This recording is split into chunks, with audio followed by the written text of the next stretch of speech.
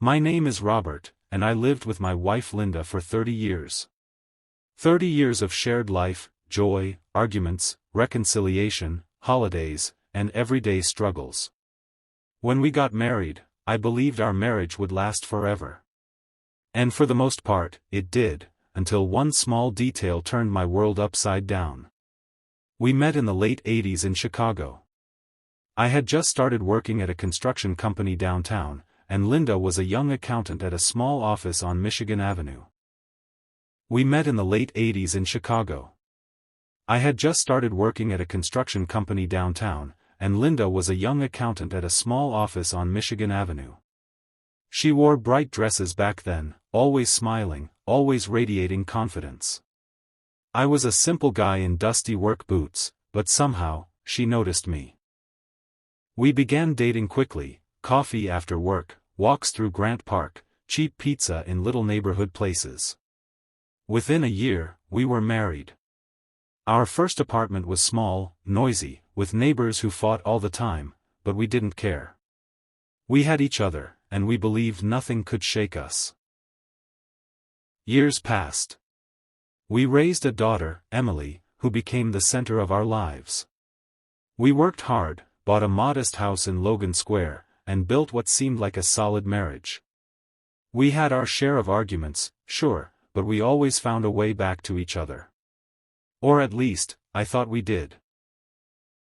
On my 60th birthday, Emily threw a party for me. Friends, family, old co-workers came. Linda was there too, of course, smiling, laughing, clinking glasses of champagne. I remember thinking that night how lucky I was. 30 years of marriage, and despite everything, we were still together. Still standing. A week later, while cleaning out the attic, I stumbled upon an old shoebox tucked behind a stack of photo albums. Inside, neatly folded, were dozens of letters. Some yellowed with age, others newer. All addressed to Linda. My heart pounded as I opened the first one. The handwriting was unfamiliar. The words, intimate, personal, were not mine. The letters spoke of secret meetings, of love hidden in the shadows, of years spent longing. My hands trembled as I read line after line, realizing Linda had carried on an affair, one that seemed to stretch across decades. I sat there for hours, surrounded by old boxes, unable to move. My chest felt tight, as if the air had been sucked out of the room. This couldn't be real. Not Linda. Not the woman I trusted with my entire life. And yet, the evidence was right there, ink on paper, undeniable. That evening, I brought one of the letters downstairs and placed it on the kitchen table.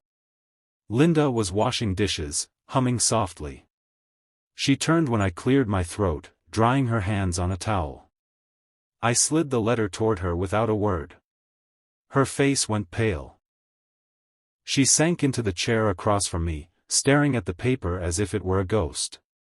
For a moment, silence stretched between us, heavy and unbearable. Then she whispered, "Robert, I can explain." But what explanation could erase 30 years of lies?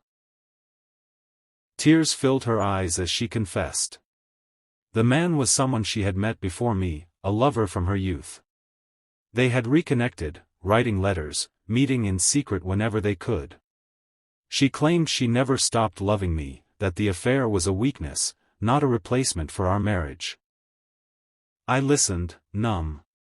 Each word felt like another stone placed on my chest. I wanted to yell, to curse, to break something, but instead I sat quietly, staring at the woman I thought I knew. My hands were clenched so tightly my knuckles turned white. Days turned into weeks. The house felt colder, emptier, even though we still lived under the same roof. We spoke less, avoided eye contact, and when we did talk, it was mostly about Emily or the bills. The silence between us said more than words ever could. One evening, Emily stopped by unannounced. She sensed the tension immediately. "What's going on with you two?" she asked. Linda forced a smile, but I couldn't hide the bitterness in my eyes. I mumbled something about being tired, and Emily left uneasy. At night, I lay awake, staring at the ceiling. Memories of our early years haunted me, her laughter in Grant Park, our cramped first apartment, the nights we stayed up dreaming about the future. Now those memories felt tainted, poisoned by betrayal. I considered leaving. Packing a bag, walking out, never looking back. But then I thought of Emily, of the 30 years we had shared, of the life we built. Could I really throw it all away? Could I rebuild myself at 60, alone in a city that suddenly felt unfamiliar? One Saturday morning, Linda asked if I wanted to take a walk by Lake Michigan, like we used to. Reluctantly, I agreed.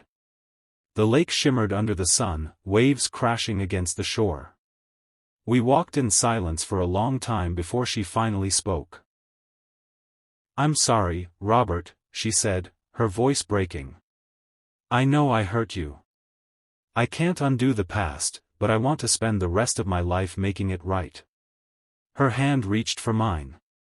For a moment, I almost pulled away. But then, I didn't. We sat on a bench overlooking the water. The city skyline rose behind us, a reminder of the life we built here. I didn't say much. Words felt inadequate. But in that moment, holding her hand, I realized I wasn't ready to let go, not yet. Forgiveness doesn't come easily. It's not a single choice but 1,000 small ones made every day. Choosing to stay, to listen, to rebuild trust brick by fragile brick. Some days I managed. Other days, the pain was too heavy.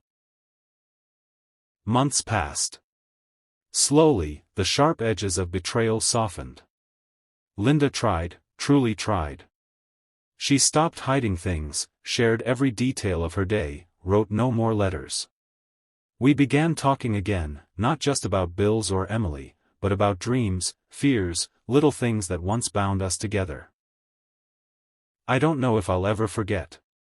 Betrayal leaves scars that time alone cannot erase. But I've learned that love is not about perfection. It's about persistence, about choosing to stay when leaving might be easier, about finding hope in broken places.